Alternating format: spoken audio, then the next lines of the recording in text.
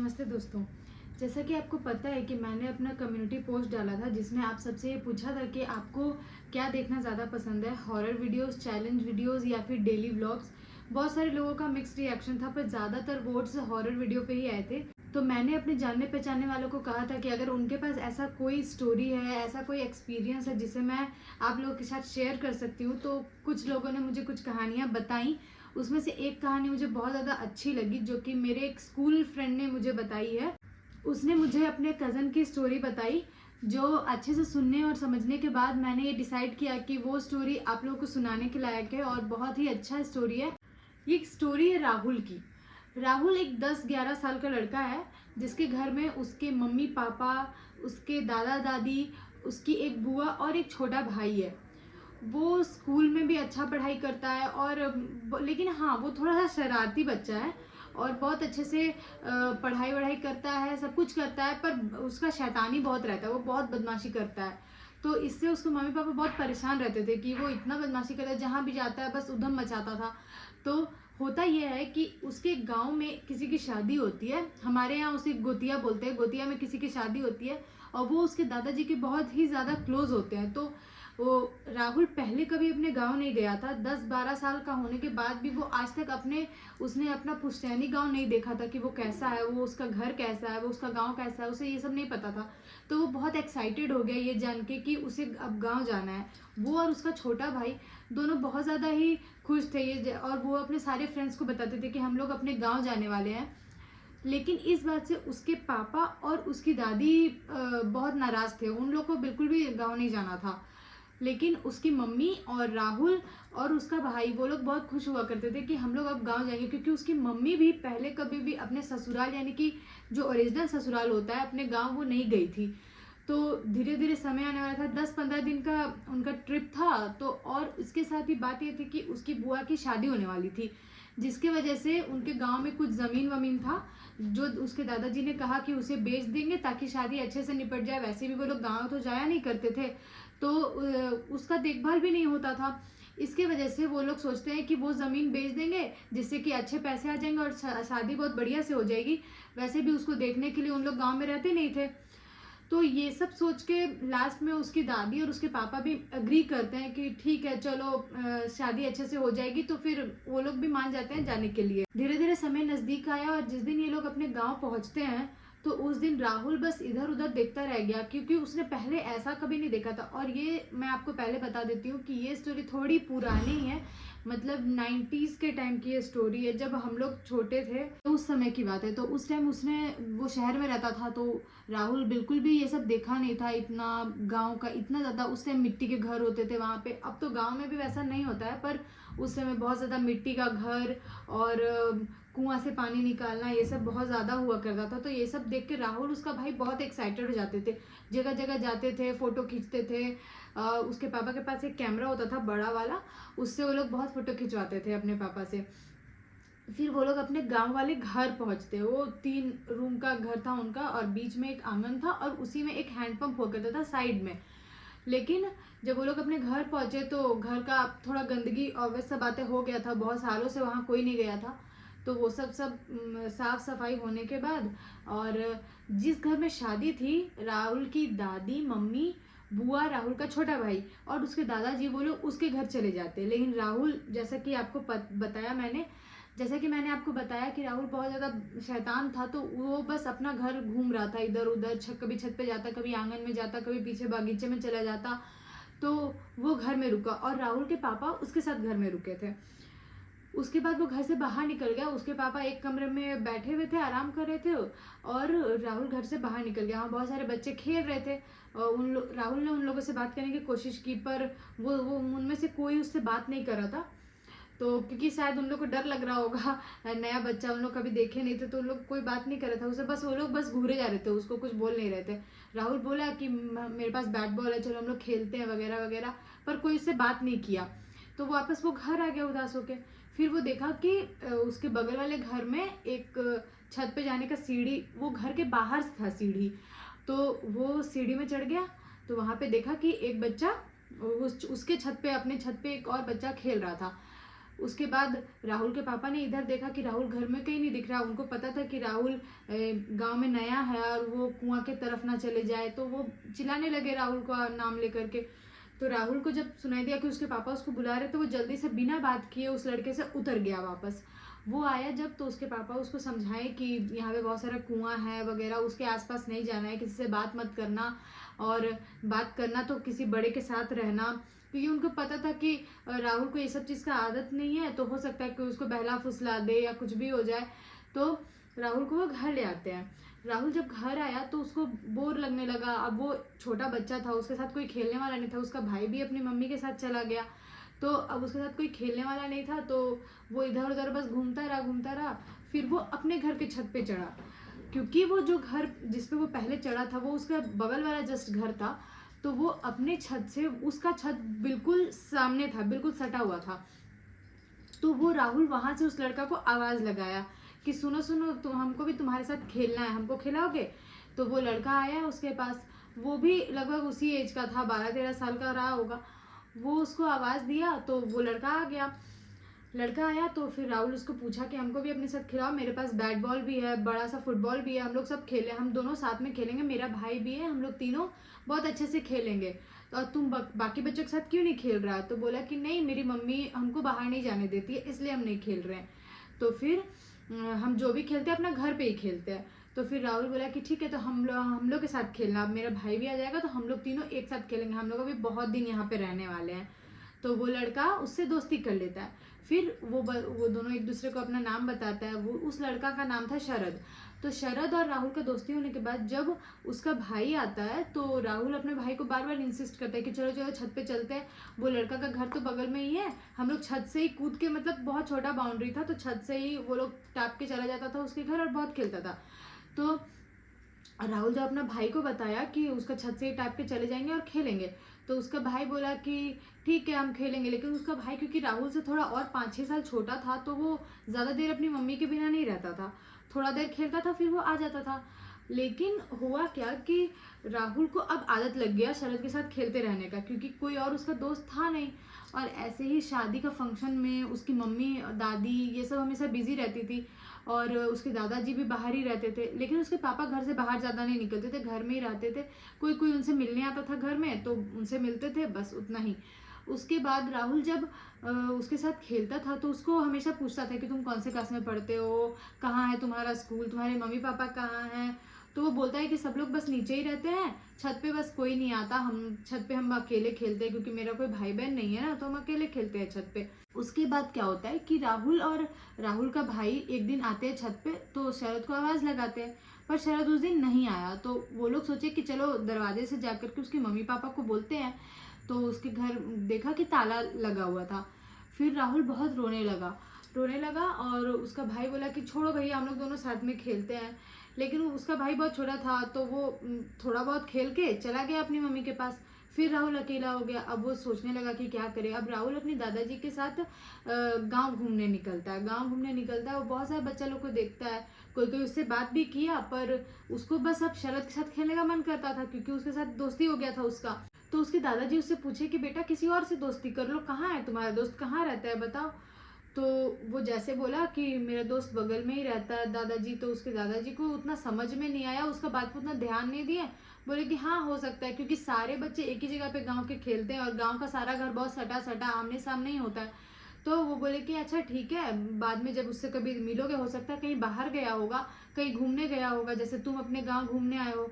तो फिर वो भी सोचता है कि हाँ हो सकता है ऐसा हुआ हो।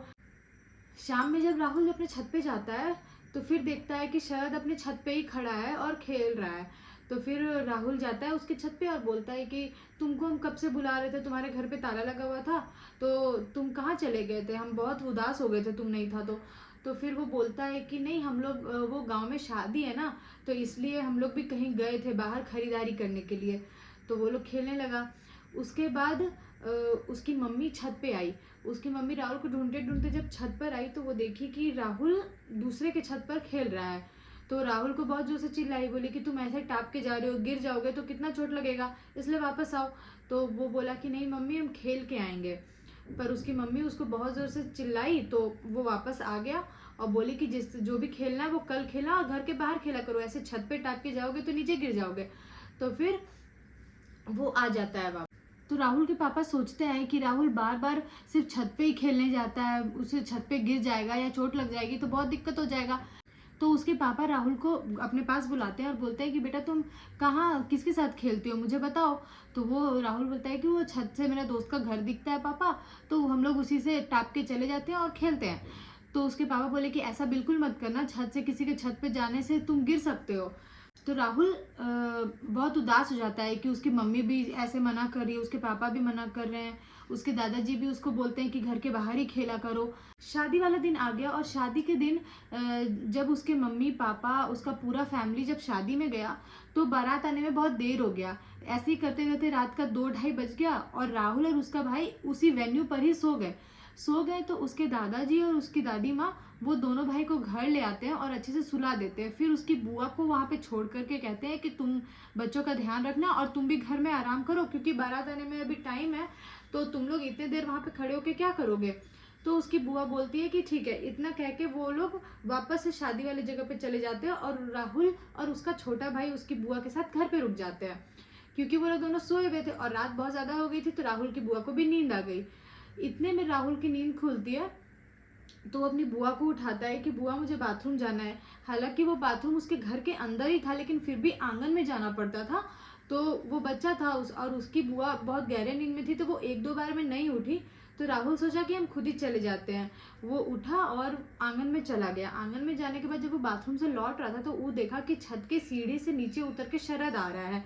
शरद जब आया तो राहुल खुश हो गया कि बहुत दिनों से शरद से मिला नहीं था, कोई छत पे जाने ही नहीं दे रहा था।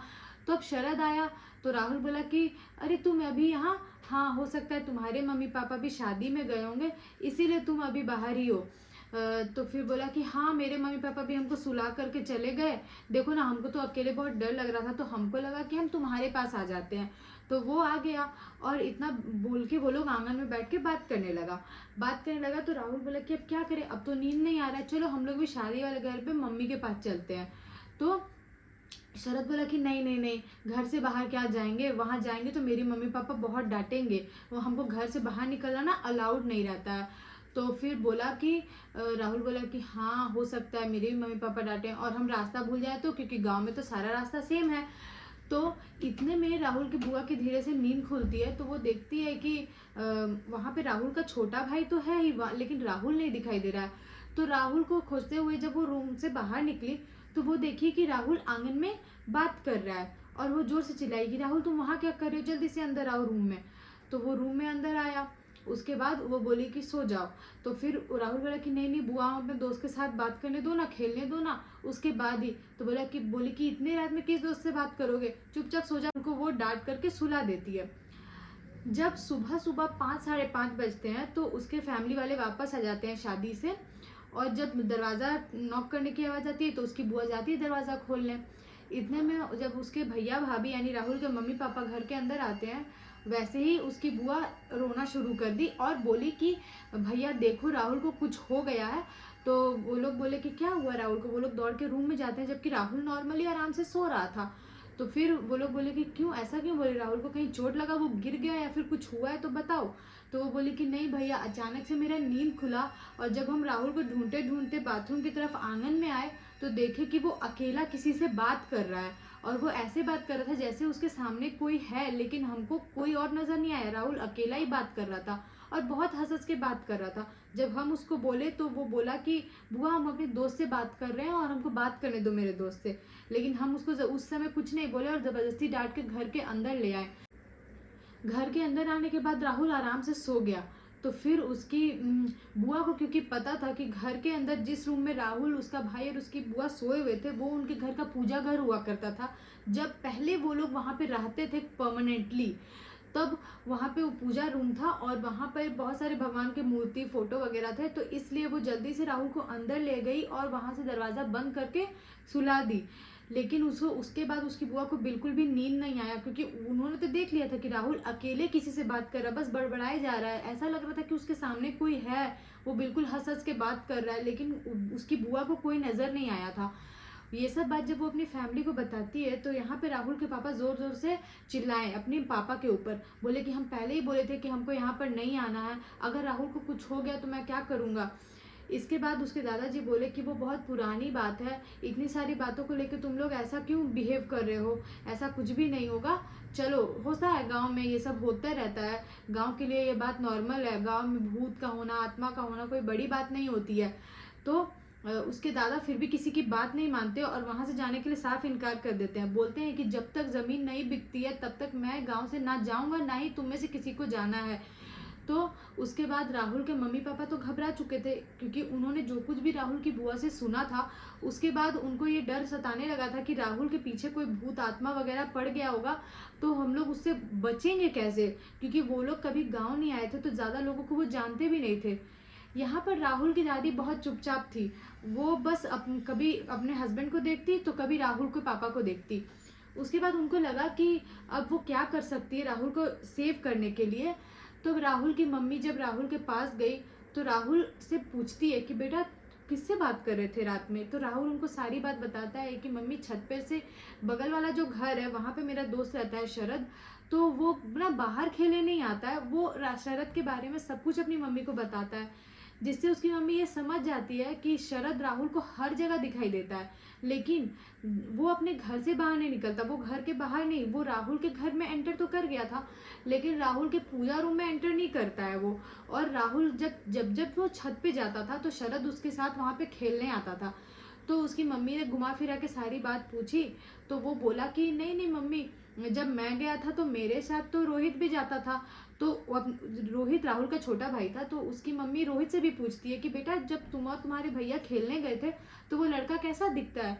तो रोहित यहाँ पे बताता है कि मम्मी भैया के साथ ही हम खेल रहे थे, वहाँ तो कोई लड़का नहीं था, हमको लगा भैया दूसरे के छत पे कूद के गए तो हम भी चले गए और वहाँ पे हम और भैया खेलने लगे। तो फिर राहुल यहाँ पे बोलता है नहीं नहीं मम्मी, वहाँ पे हम लोग के साथ शरद भी था। अब राहुल की मम्मी यहाँ पे बहुत घबरा गई तो और राहुल की नानी को कॉल करती है। राहुल की नानी को कॉल करके वो सब कुछ बताई तो राहुल की नानी कहती है कि हो सकता है कि उस घर में किसी का कुछ आत्मा हो और वो बच्चा का आत्मा किसी बच्चा को देखा होगा तो उसके साथ खेल रहा होगा, लेकिन फिर भी राहुल को तुम अब कभी भी छत पे मत जाने देना। लेकिन यहाँ पे राहुल के दादाजी का बिहेवियर बिल्कुल भी उल्टा था। वो राहुल को बोलते हमेशा बहुत ज़्यादा फोर्स करते थे कि जाओ जाओ छत पे खेलो, जाओ जाओ छत पे खेलो, कोई दिक्कत नहीं है, ये लोग तो ऐसे ही मना कर रहा है। और यहाँ पे राहुल की दादी बार बार इस बात से उसको मना किया करती थी। वो बार बार ये कह रही थी कि अगर ज़मीन बेचने की ही बात है तो हम दोनों रुकते हैं और बाकी लोग बच्चों को घर भेज देते हैं। तो उसके दादाजी को बहुत समझाने के बाद बहुत उसकी दादी से झगड़ा हुआ, बहुत उसकी मम्मी भी रिक्वेस्ट की, तो फिर उसके दादा बोलते हैं कि ठीक है तुम लोग को जाना है तो तुम लोग जा सकते हो। इतने में वो लोग गाड़ी वाड़ी बुक करते हैं और चले जाते हैं। लेकिन जब गांव से बाहर निकलने लगते हैं तो वहाँ पे राहुल बहुत ज़ोर से चिल्लाया और बोला कि एक मिनट रुकिए, एक मिनट रुकिए। जब उसके पापा और मम्मी सुनते हैं कि राहुल इतना ज़ोर से चिल्ला रहा है तो ड्राइवर से कहते हैं, वो गाड़ी रोकता है। गाड़ी रोकने के बाद राहुल जल्दी से उतर जाता है। उसके बाद एक बहुत सारा खेत होता था, वो खेत में दौड़ के चला जाता है और शरद शरद कहते कि शरद रुको हम फिर से आएंगे। इतना बोलते बोलते वो खेत में अंदर घुस जाता है। अंदर घुस जाता है तो धान का वो खेत बहुत बड़ा बड़ा था और जब राहुल के पापा घुसते हैं उसमें उसको ढूंढने के लिए तो राहुल उसको कहीं नहीं मिलता है। अब राहुल उन लोग को मिल ही नहीं रहा था। वो लोग आस पास सब जगह, राहुल के मम्मी पापा, उसकी बुआ, यहाँ तक कि वो जो ड्राइवर था साथ में वो सब उसको ढूंढते पर राहुल कहीं नहीं मिल रहा था। आस पास के खेतों में जा कर के सब जगह ढूंढते, राहुल को आवाज़ देते रहते पर राहुल बिल्कुल भी नहीं सुन रहा था, ना ही आवाज़ दिया और ना ही राहुल उन लोग को मिलता है। तो राहुल कहाँ गया होगा? आपको क्या लगता है कि इसके पीछे कौन हो सकता है? शरद की आत्मा इतने लोगों में सिर्फ राहुल के पीछे ही क्यों पड़ी थी? इसके पीछे कुछ भी हो सकता है। आप अपनी राय मुझे ज़रूर कमेंट करेंगे। अगले पार्ट में मैं आपको पूरी कहानी बताऊंगी और एंड भी बताऊंगी, तो इसके लिए आप वेट करें और अगली पार्ट का इंतज़ार करें। Thank you.